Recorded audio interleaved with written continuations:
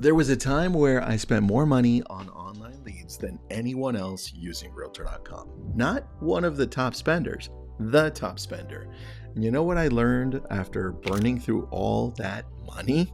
The leads weren't broken. My approach was. Here's the dirty secret nobody wants to admit. Well, some of you do. Most internet leads aren't ghosts. They're not tire kickers. They're not buyers are liars. They're not dead. They're just not ready yet. And the agents who win, well, they're not the ones with the best script or the fanciest CRM either. It's the ones who hang in there so that someday becomes today. The gap between when they click and when they're ready to buy is where most agents lose. And it's where I'm going to show you how to win. Think about who's filling out these forms. It's 11 p.m., they're in pajamas, they scrolled past a listing and thought, that's interesting. They submitted their info to see more photos. That's it. That's the whole transaction in their mind. Now, think about what happens on your end. Your phone buzzes, you call, you're ready to set an appointment for sure. Talk pre-approval, discuss timelines. Do you have an agent? In essence, you just brought a sledgehammer to a conversation that needed maybe a handshake. That's a big mismatch in expectations. And that's why they ghost. Not because they're bad leads, because we treated them like they were somewhere they're not. Now, I've spoken on this topic on stages all across the country. I've trained thousands of agents, and here's what I can tell you. The agents who master this, they don't work harder, they work smarter. And they understand timing. They understand value. They understand that following up isn't a strategy. It's the crunch. So if you ever looked at your lead list and thought, these are garbage, well, stick with me because I'm about to show you how to turn those dead leads into closings everyone else gave up on. So I'm Tristan. This is Your Daily Real Estate. It's a podcast. It's a show. It goes on for about 10 minutes every single day. Today's no different. Now, I've been running Lab Coat Agents for 12, heading on 13 years for free for the industry.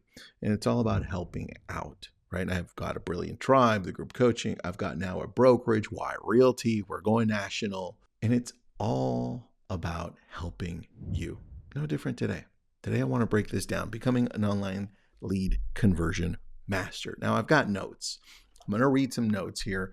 These are the things that I talk about on stage and in private classes, master classes, whatever you want to call them.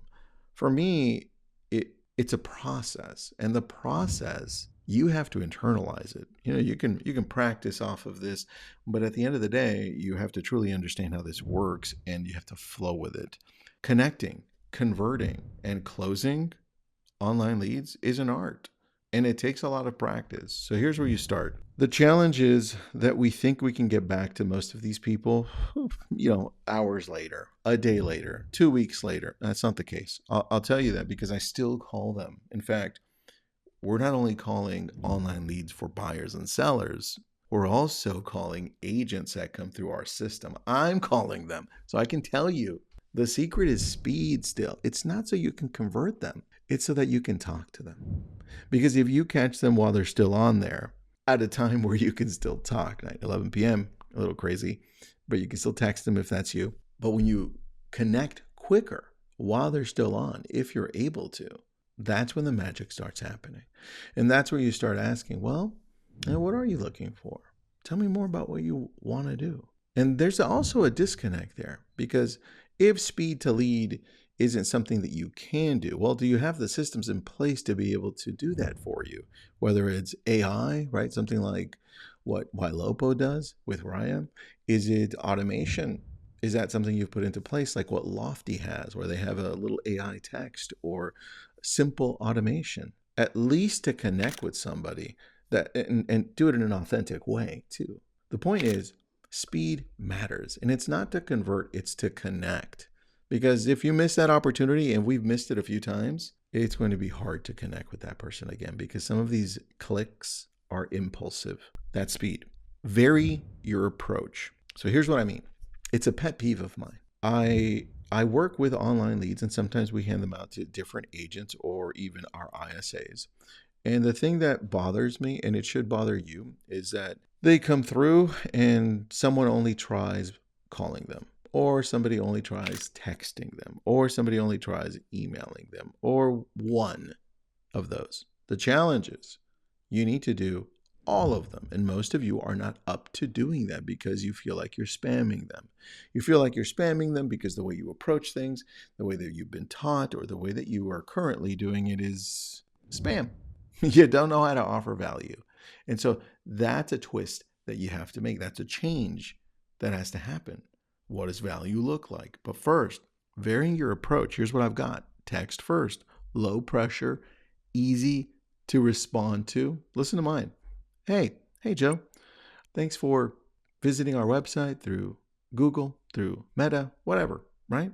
Listen, I'm not sure if you're looking for a home in Westlake or are you open to Malibu? Question mark. Really easy.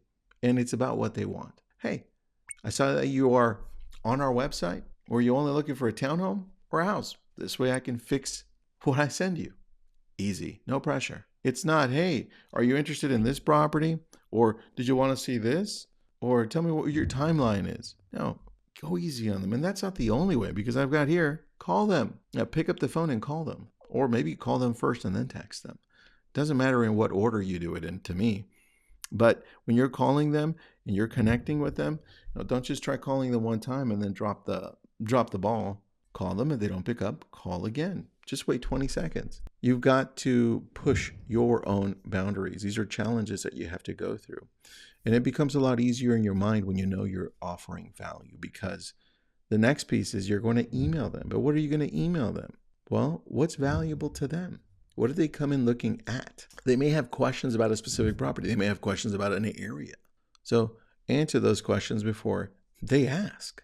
Anticipate it. And if you don't know, go with the first one that I texted, which was, hey, Joe, it's Tristan. Thanks for visiting our website through Google or Facebook or whatever. Listen, not sure if you're looking for a fixer or something to move into, but let me know so I don't spam you. And that's the email.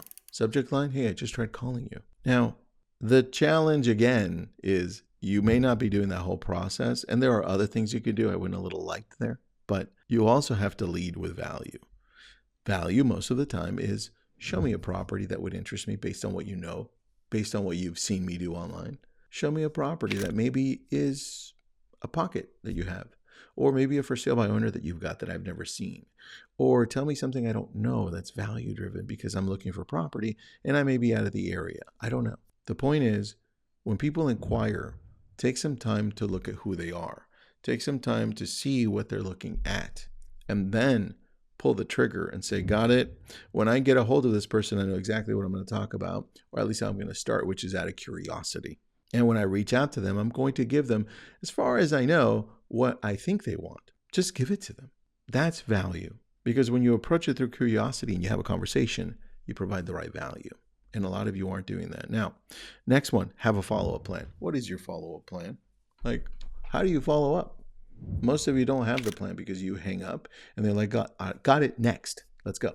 Well, what's going to happen to this person a week from now? What's going to happen to this person a month from now? And don't just put it into a drip that you have in Follow-Up Boss or Lofty. That's not a plan. A plan would be, hey, I looked at this follow-up process. I changed everything in there. I tweaked it to my area, to how I talk. Now I trust it. And now I'm going to turn AI. And I'm going to keep an eye on AI because, it's AI. I don't know what it says most of the time.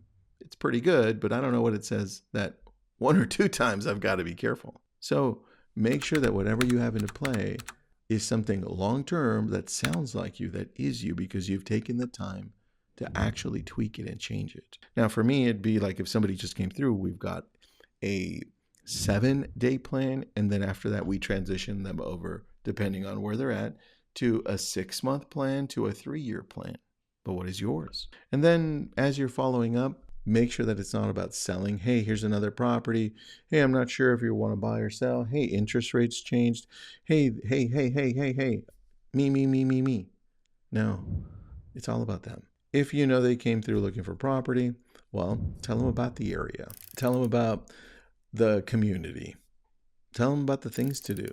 Tell them about, hey, look, I'm not sure if you're buying or selling, but here's an article for both of these. And that's all automated because you've taken the time to review this automation and now you know how to work it, right? Because look, you're in this business. You have more knowledge than any regular consumer out there, but you've got to help them. So when you treat online leads like you're building relationships long term, it changes the dynamic. And that's when you start closing because now you become something different than what most agents are. You're different.